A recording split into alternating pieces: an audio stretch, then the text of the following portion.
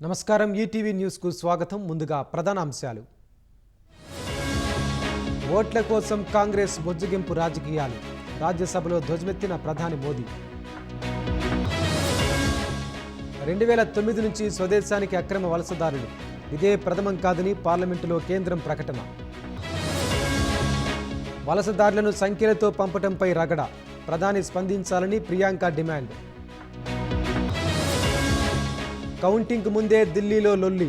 తమ వారికి బీజేపీ డబ్బు ఆఫర్ చేసిందన్న ఆప్. ఈసారి కొత్తగా పరీక్షా పే చర్చ. విద్యార్థులతో ప్రధాని ప్రముఖుల ముఖాముఖి. మధ్యప్రదేశ్లో కూలిన యుద్ధ విమానం. గాయాలతో బయటపడిన 2 పైలట్లు. చైనా ఏఐ సంస్థ డీప్ సీక్ కు గట్టి దెబ్బ. భద్రతా కారణాలతో దక్షిణ కొరియా నిషేధం.